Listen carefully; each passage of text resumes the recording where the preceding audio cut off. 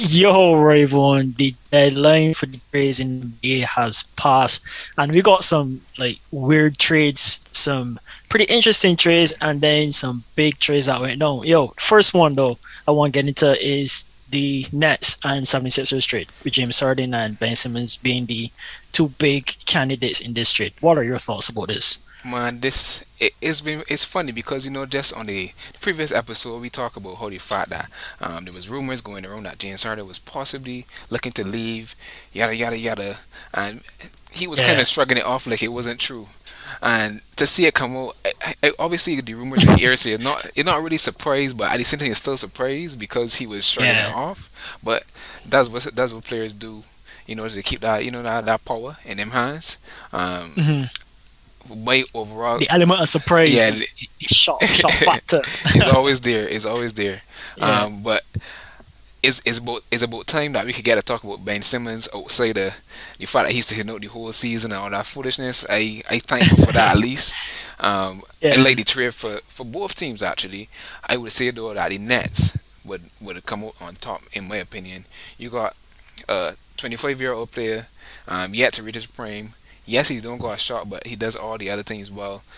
He don't even need to have a shot because he got Kyrie and KD on his team, or Kyrie part time, but Yeah. they're nonetheless. And you got Yeah. Steph Curry, you got a bunch of shooters on I the mean, you team with got Ben Patty Simmons. Mills, Yeah, you got B. Patty Mills, you got Joe Harris Yeah. still coming back. Patty You know, Stefano as a prior teammate, being the same teammate now. So yeah, I get.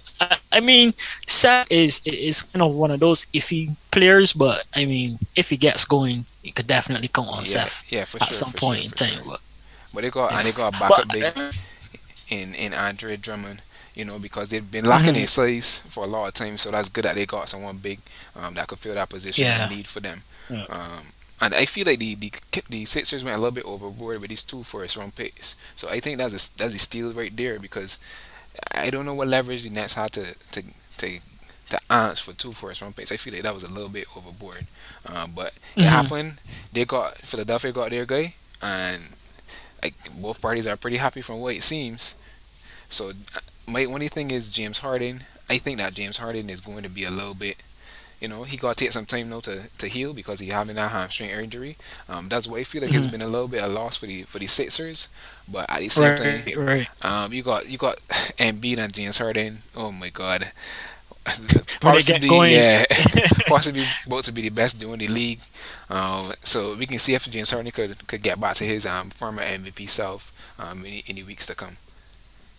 well, to piggyback off of what you were saying, I actually think that the 76ers won the trade. Yes, I understand the injury situation with James Harden, but if he get healthy, like I was hearing stuff that James Harden was, I guess, out of shape because he was trying to force himself out of the Nets team. Yeah, So now that this happened, hopefully he gets back into shape and then he is able to participate as soon as possible with the 76ers. So yeah, I gotta disagree with you on this one. I think the yeah. 76ers actually won this trade. We know what James Harden could do when he fit and ready to play. So I don't know. I mean, Nets still fairly deep, but them got to figure out the whole Ben Simmons thing, and they got three guys to figure out because these guys definitely gonna play. I mean, Seth might come off the bench, but for the most part, they gotta figure out how these three guys gonna fit in the Brooklyn Nets team. Anyways, we can move on to the next one,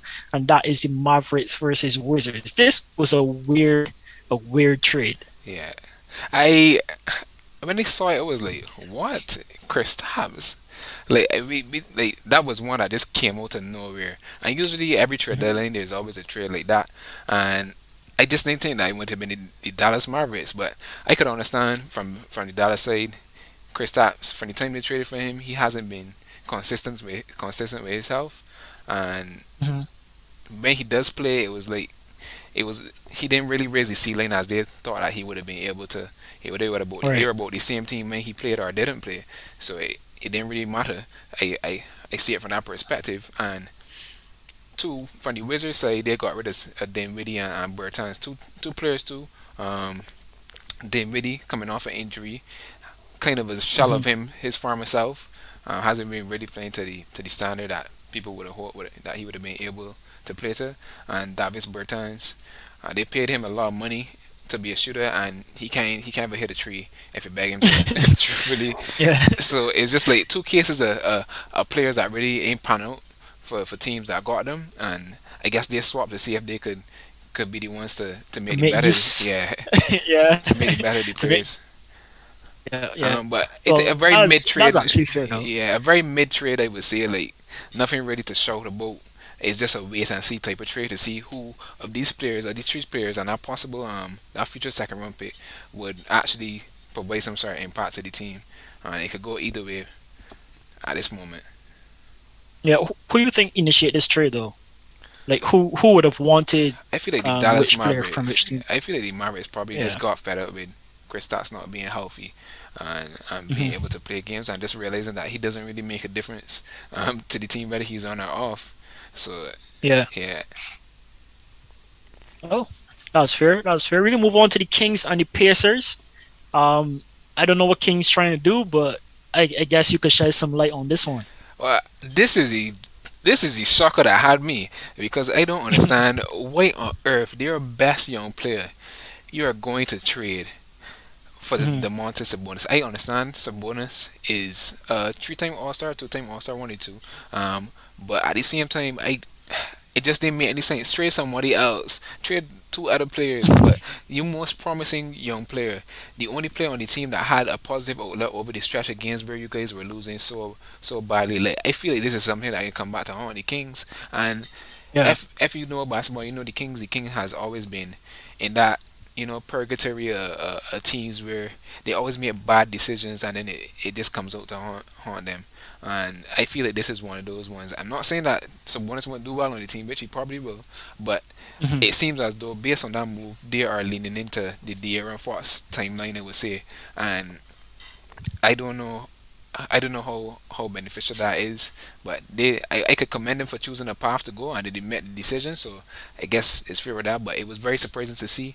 I probably bank my money on Tyrese Halliburton being eventually a lot better than people think he would be, but they made their decision Mhm. and they got Sabonis, and they actually came out in their first game and did really well.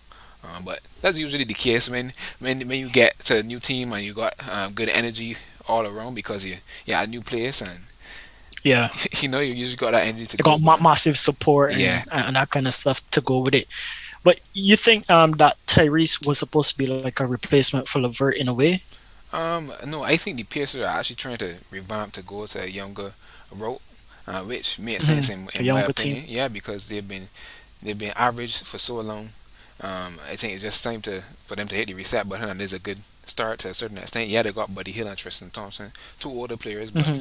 but they could ship them out to a team that wants more veterans at any point in time for maybe some draft picks. So I think that was a good move. I think the Pacers won this trade. Definitely, maybe not in the short term, but in the long run, I feel like they'll be the ones on top. Nice, nice. Good insights, man. Mm. What about Blazers and Pelicans? I think this is the last one Yeah, that we got. This Blazers got a lot of picks for the future, picks this year, picks for 2026, yeah, and picks for 2027, yeah. and then they got four players on top of that, and Pelicans only got 3 days. Yeah. So, what do you think about this trade? Um, I am kind of confused as to what the Portland Trail Blazers are doing. You still got Dame on Mhm. your team. I don't know if the plan is to try to target a free agent because I think they're trying to just make up some like free up some space in terms of cap space, in Yeah. terms of how many players you can sign and what's not. But at the same time, I don't know. I just I just so confused with everything that they're doing. Because when Dame But comes back, who is if he going to if play they're with? looking to free up though, Yeah, yeah, but if they're looking to free up, why get all of these picks in the future plus four other guys? yeah. Like, I don't understand that part. That's what he's saying. But you could use those picks then to trade for other players that are proven Hmm. to a team that maybe has that are going in that phase of rebuilding, getting younger players and what's not, but has a veteran on Right. their team that you might be interested in. So that's why they might use them. But Hmm. I don't know what the Blazers are doing truthfully. Um, but hey, there's another wait and see type of thing with the Blazers because I don't think that all these guys that they have here they're going to keep long term. They'll probably just be used as other trading pieces to get other players from other teams. As for I see. uh, the Pelicans are kind of a mess too, but I feel like CJ kind of give them a bona fide scorer. I mean, they already have Brandon Ingram who gets buckets. Um, Hmm. it is I think what we need to see is just we just need to see Zion back to see what the team could possibly be because he's the real barometer for their success.